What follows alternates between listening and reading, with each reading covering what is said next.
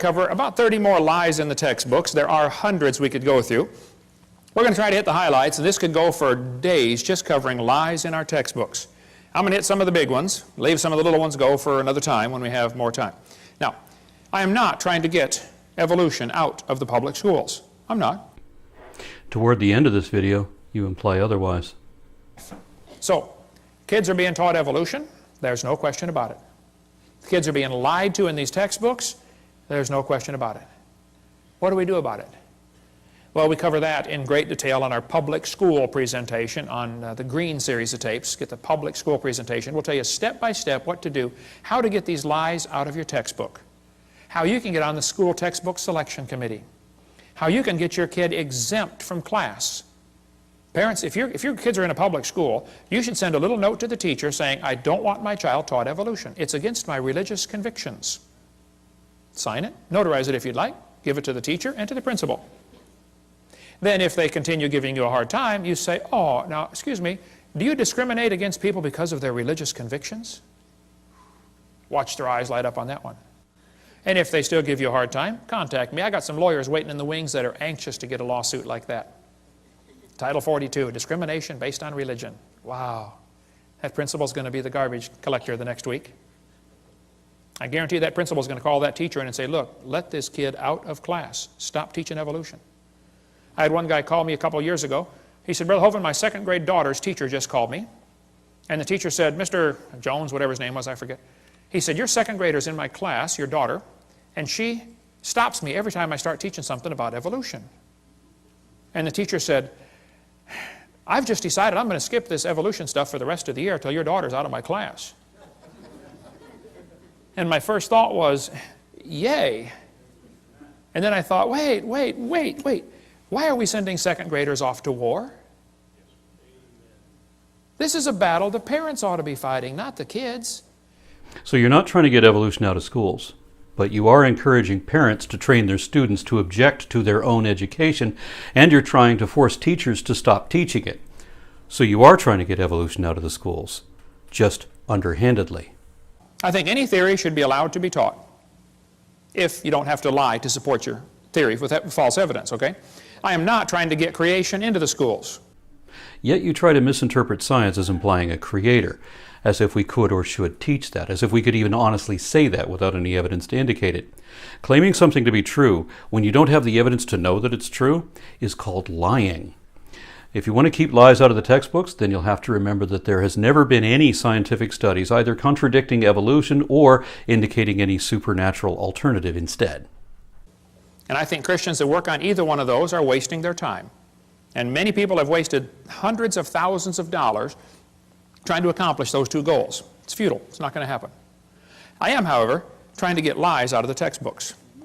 I think we'll find if we take the lies out of the books, there's nothing left to support evolution. Well, that's their problem. They shouldn't have picked such a dumb theory to begin with, okay? It's not my fault, okay? Your inability to understand such a well-supported scientific theory doesn't make the theory dumb. Now, I'm not against teachers. My mother was a godly woman, led my dad to the Lord on their first date.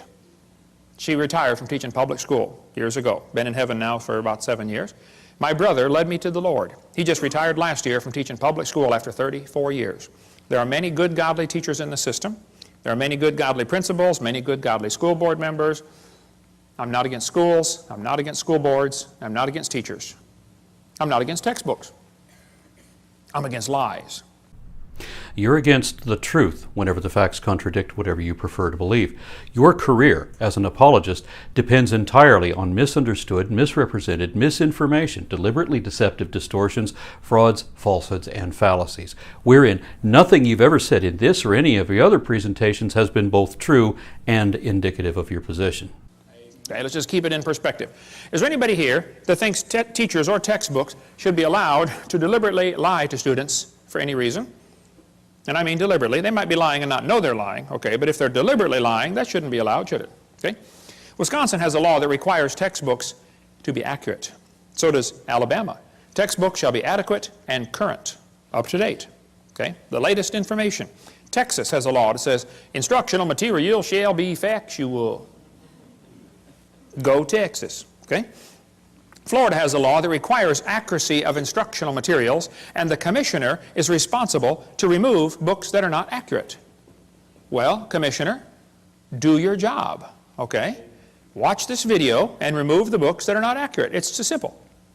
It's so simple, okay?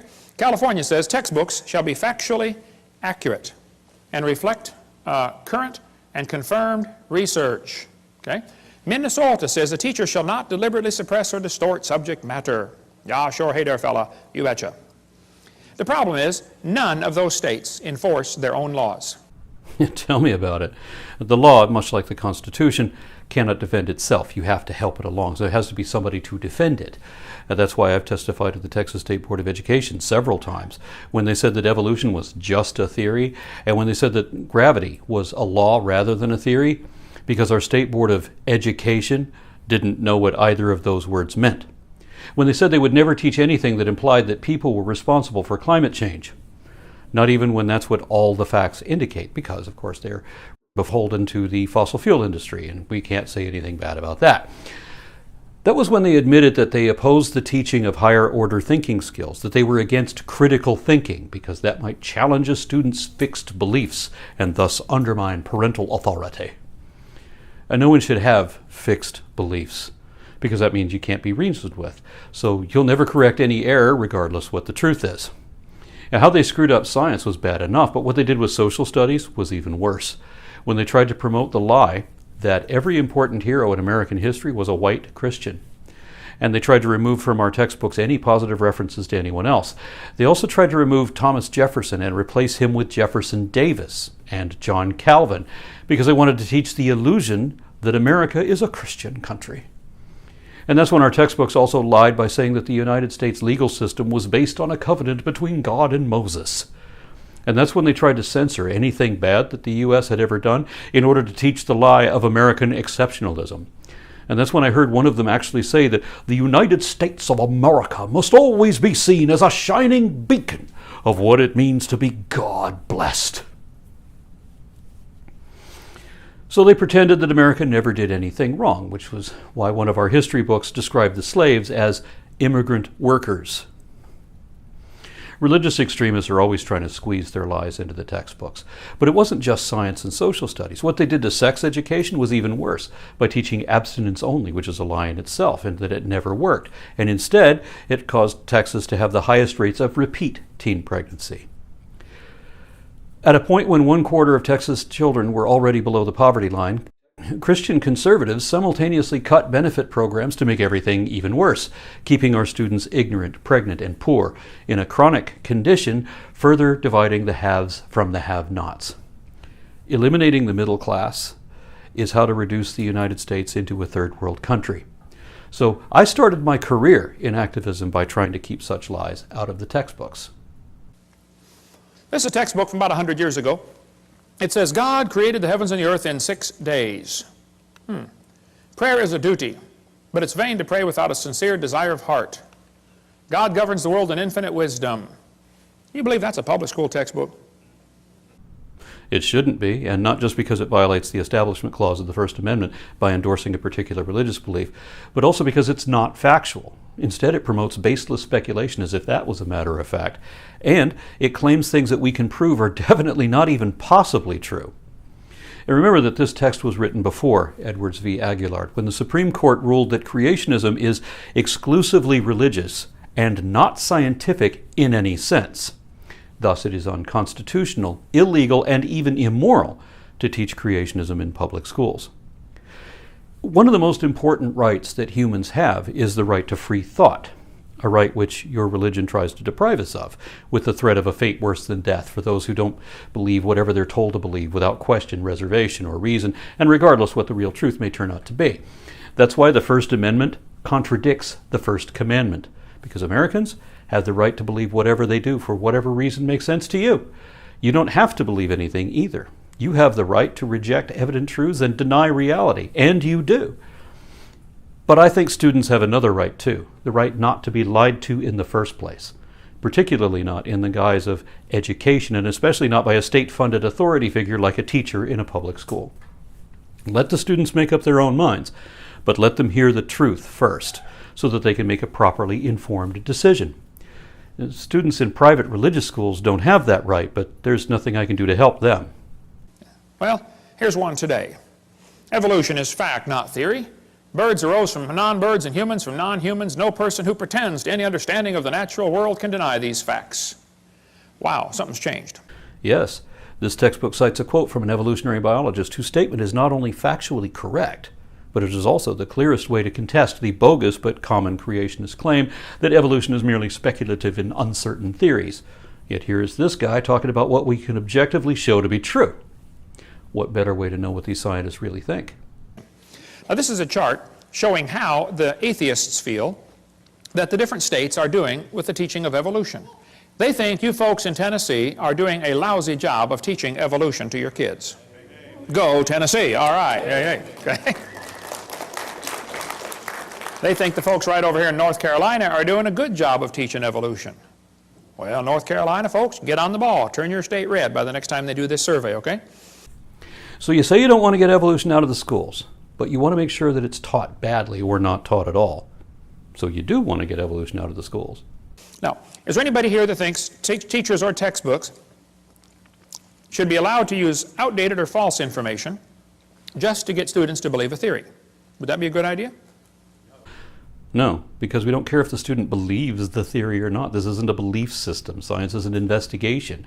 But if anyone is going to challenge, improve, or overturn a theory, which they must if they're going to advance science, then they'll have to have an adequate understanding of the theory first. Anybody here that thinks teachers that deliberately lie should be fired? Okay. Is there anybody here that thinks textbooks with lies should be banned or the lies torn out of the book? Think that'd be fair?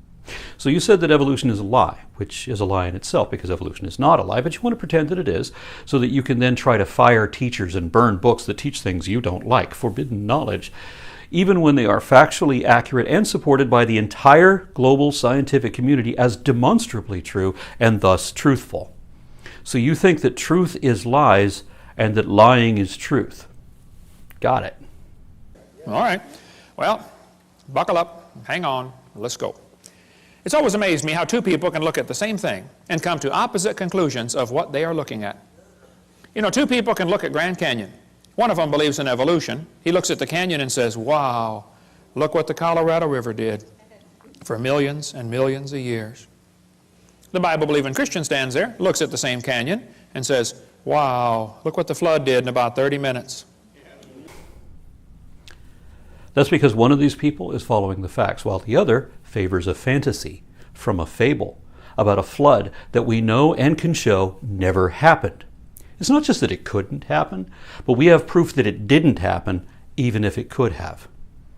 That's why even Christian colleges refuse to teach flood geology. Now, how was that canyon formed, huh?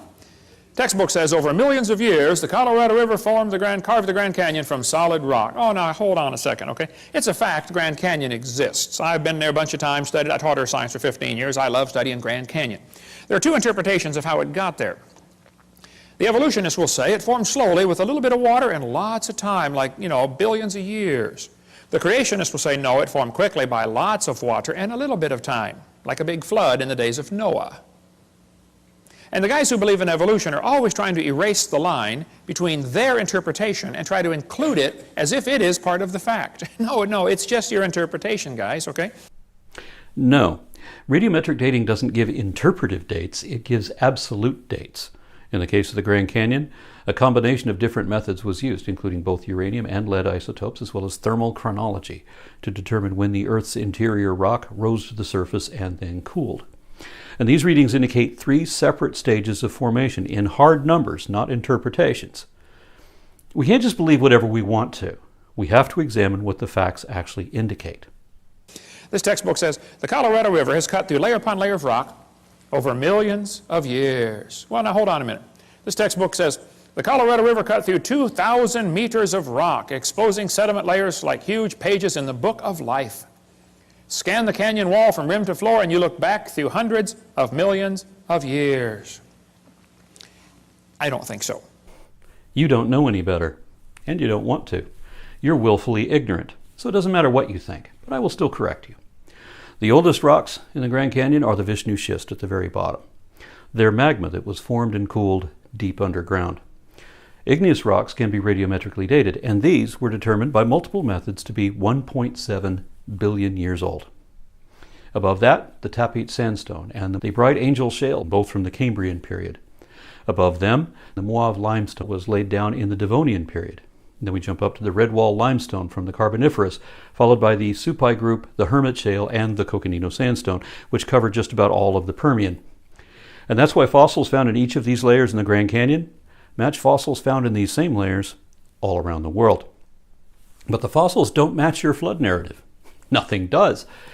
If you want to pretend, as many creationists do, that the entirety of geologic history was squished into a single year, and that all the fossils were laid down in this mythical flood of Noah, and that the Grand Canyon is a result of receding waters, then how is it that at the top of that canyon we have fossilized raindrops? This would have been long after it stopped raining, when we're still inundated and waiting for the waters to recede before this lake of yours somehow got dumped in, which of course never happened. Instead, we have fossilized raindrops, which can only happen on ground that is already dry, and then only if it rains lightly and stops quickly. Not the situation you're describing at all. We also know that sea levels rose and fell in different periods, and so did the land in this case.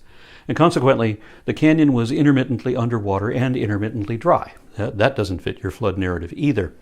At different times, in different layers, we have small animals leaving footprints on dry sand. And creationists have argued that these tracks were made underwater during the flood, but some of these tracks are from air-breathing tetrapods like lizards and salamanders walking around on sand dunes, now sandstone. These tracks can't have been made underwater, not in the sand. And there wouldn't have been any air-breathing animals walking around with tons of mud being dumped on them in the course of a flood either. And these tracks couldn't have been fossilized with these delicate features preserved during the tumultuous deluge such as you're pleading for. This is just more proof that there was no global flood. So yeah, you're absolutely wrong about absolutely everything we disagree on, and you have no defense.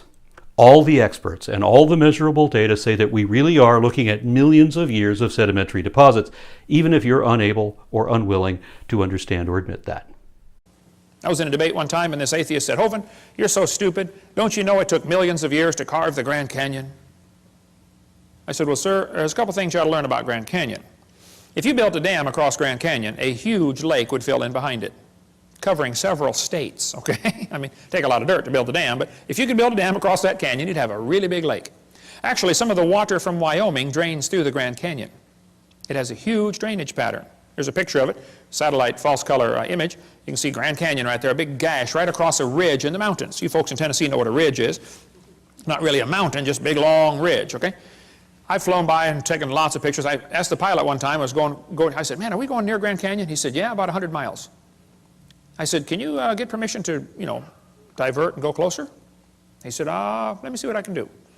He got permission, and we flew right over the top of the canyon. I'm taking pictures like crazy, Love studying Grand Canyon. Actually, it's a bunch of useless real estate. I mean, what would you do with it if you had it, You can look at it and then go home. That's about it. But, I mean, you can't plow it, that's for sure, and you don't want your cows playing out there. But I said to this professor, I said, "Sir, there's a couple things to consider about this canyon." I said, "These two red lines indicate what's called the snow line, okay? Between those two red lines is a ridge that gets about 6,900 to 8,500 feet above sea level. Now, the river enters the canyon at the far right over there at 2,800 foot elevation. The river flows downhill for 270 miles, comes out the other side. If you look at it from a side view, a schematic view, it'll look like this.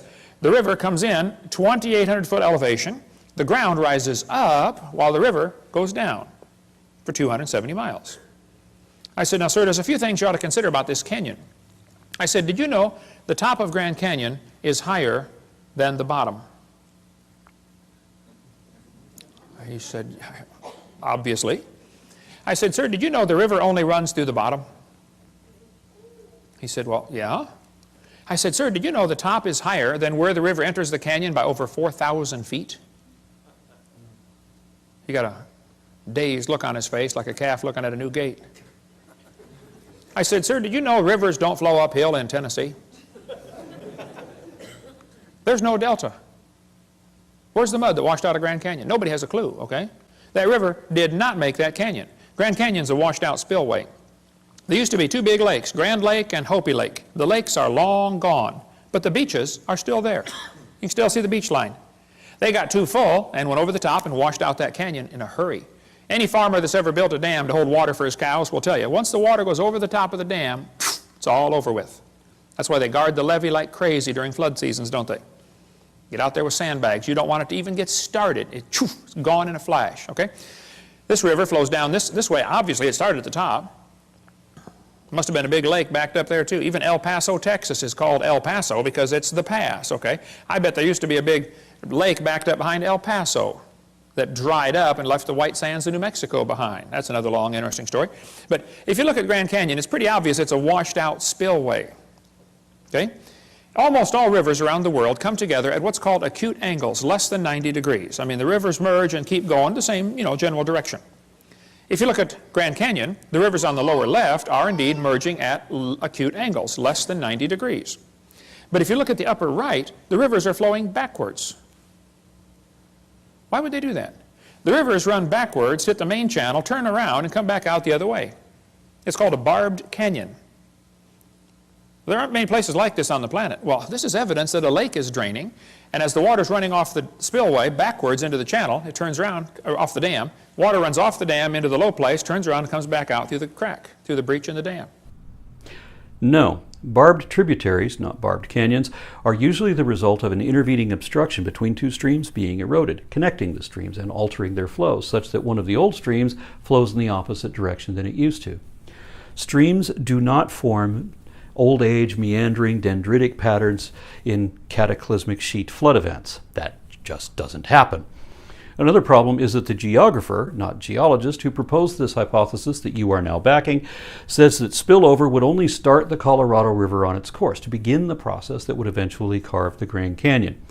There is no possible situation in which a spillover could carve this canyon in a matter of minutes, like you said, nor in days, nor in months. The people who proposed the very spillover hypothesis that you are citing now calculated that it would take more than 5 million years to carve the Colorado River. That's what they say happened, and they admit that that process is still ongoing. So you even got that wrong. The Grand Canyon is pretty obviously not a washed-out spillway, and not just because the Bitahoche Formation is evidence of a shallow, ephemeral playa lake, not a deep basin large enough to buzzsaw its way through the canyon. Your lake never achieved appreciable depth, and it didn't have the volume to carve through the Kaibab uplift. And besides, the area is tectonically active with lava flows that can't be explained by a giant flood. Lakes typically have low energy of flow and hence don't transport sediments very far. The sediments in lakes are deposited as muds, which stack up in layers over time, forming shale. Even if the Grand Canyon represented a gigantic lake, once drained, there would be evidence of thick lake muds in the surrounding areas, especially if that lake was as large as you say, which, of course, we know it wasn't. And you can see these types of sediments appear around dammed portions of the Colorado River, in the drying up of Lake Powell, and in Lake Mead reservoirs. They are the result of dams holding back fine-grained sediments like mud and clay from running down the river. But in undammed portions of the river, we don't see these deposits. Where's the mud that washed out of Grand Canyon? Nobody has a clue, okay? So your lake hypothesis is wrong. The Grand Canyon is pretty obviously not a spillway in the rapid, violent sense that you're talking about either, because we know exactly what that sort of a spillway would look like, and it's very different. Toward the end of the last ice age, between 12,000 and 15,000 years ago in northern Idaho, the Purcell lobe of the Cordilleran ice sheet combined with the topography of the Bitterroot Mountains, creating an ice dam that blocked Montana's Clark Fork River near what is now Sandpoint, Idaho. As glacial meltwater backed up behind the dam, it formed Lake Missoula, a huge lake, about the size of Lake Huron, stretching hundreds of miles back and up to 2,000 feet deep. So deep that it reduced the mountains to mere islands. And the shoreline of this ancient lake is still visible in the hillsides above the University of Montana. Of course, when the lake is that huge, a dam made only of ice will eventually fail in an instant, and the entire lake drains out of that one side. All of it, at once. 520 cubic miles of water in just 3 or 4 days. This was the Missoula megaflood, the worst flood ever in geologic record. Imagine you're one of the people living there 15,000 years ago, and maybe hunting in the valley by the river, when suddenly there's a wall of water the width of the entire valley. A tsunami hundreds of feet high, coming not from the ocean, but from the highlands, roaring in at a mile a minute. And there's nowhere to run and no time to get there, even if there was. In a moment, everything is swept away in a savage nightmare of epic proportions. In places, the water was a staggering 800 feet deep. As this volatile torrent flowed ever more quickly, it gouged out miles of rock. It carved out cliffs and canyons, including the massive feature that is known today as Dry Falls.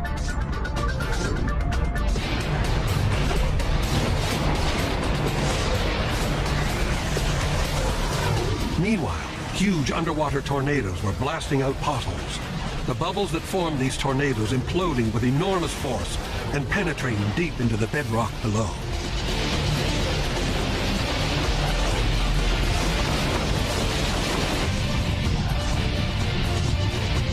As the chunks of ice from the original glacier were carried huge distances by the floodwaters, the boulders they contained within were randomly flung aside.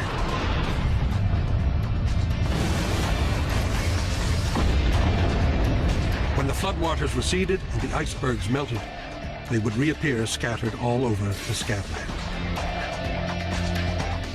The Scablands. How did they get that horrible name? This unprecedented cataclysm left obvious markers all over the landscape, including places where the torrent stripped away all of the topsoil off of old lava flows and then gouged what was left into what are now the channeled scablands. Look at the sort of damage done by the type of flood you were talking about. When seen from the air, the cause of the scablands is obvious. The Missoula flood is closely associated with the Bonneville flood, a separate but similar event. They were both large backfilled lakes busting through ice dams, coming in from different places to deluge the same area, though not at the same time. The flood scoured canyon walls and gouged holes in the canyon floor, creating Shoshone Falls and Twin Falls. The water ripped through the narrow reaches of the canyon, dislodging basalt boulders and tumbling them downstream. Where the flood channel widened, the boulders were heaped into impressive piles.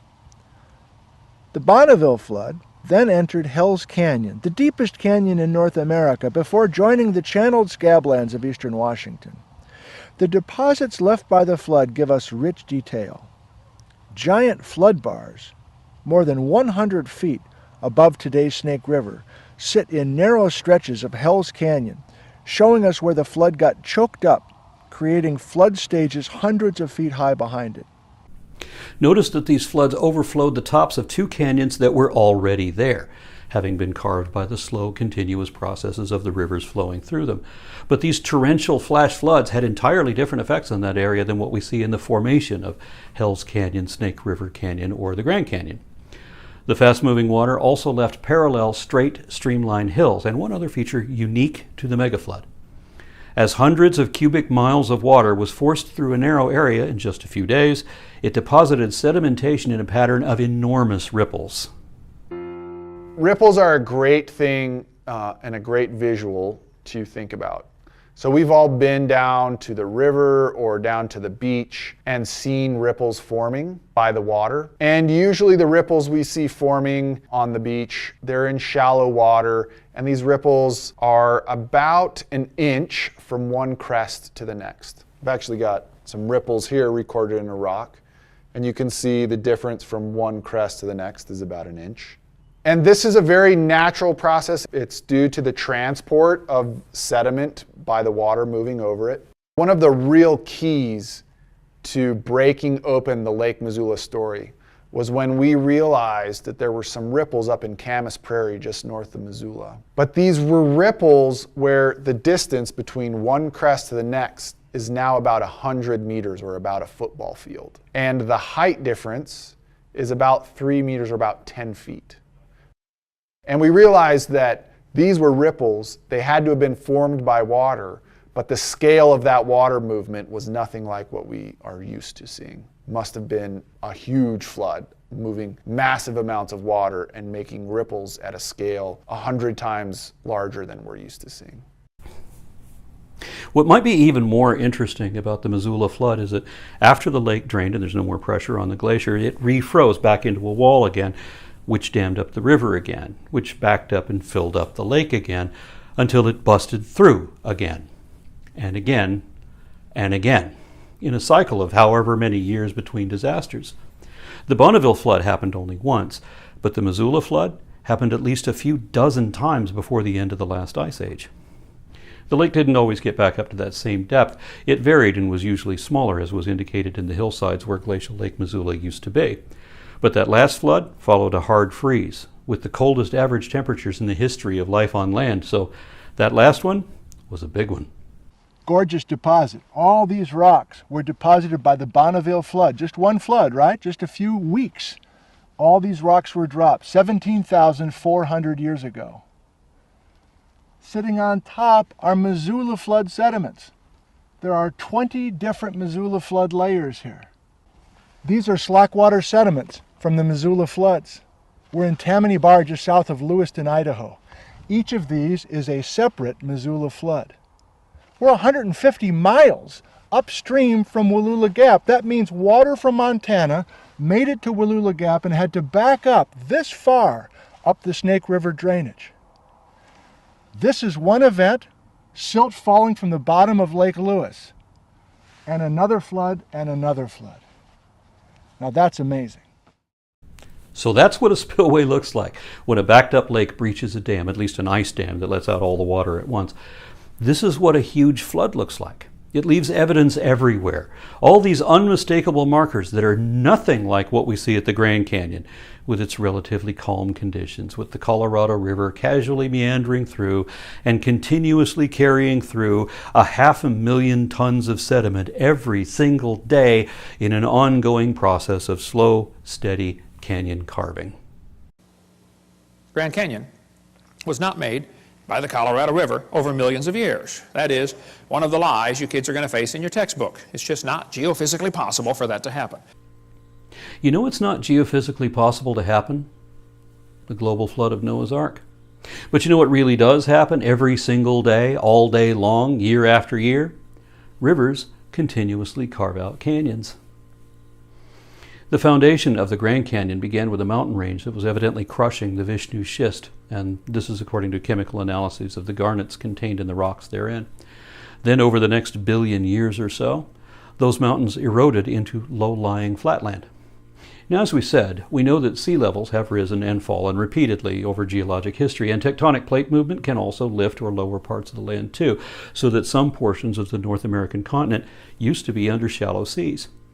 Arizona was beachfront property back then because eastern California was too deep, and the west coast was only a chain of islands on a different continental plate heading into this one.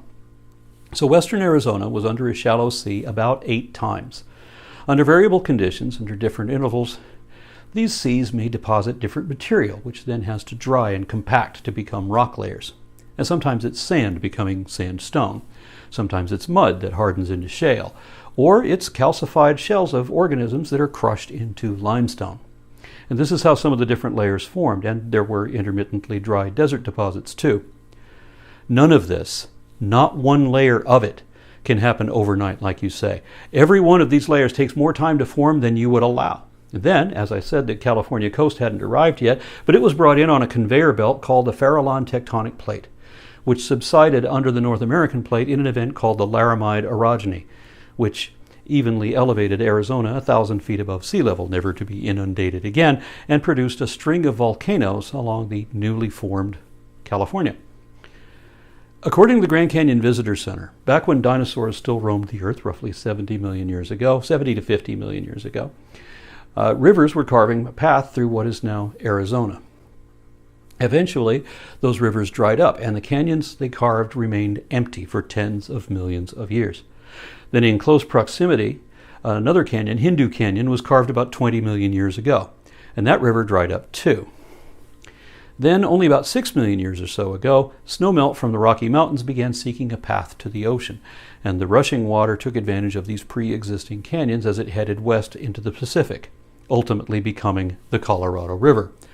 The Grand Canyon sits on the Colorado Plateau, a huge area that is still receiving almost constant uplift at a rate of 0.3 to 1.3 millimeters per year. As the plateau rises, the river cuts through it at about the same rate. If we want our textbooks to be factually accurate, reflecting current research, and not let religiously biased teachers deliberately suppress or distort the subject matter the way you are, then we have to be truthful and admit that the Grand Canyon evidently was carved by the Colorado River over a span of roughly 5 million years.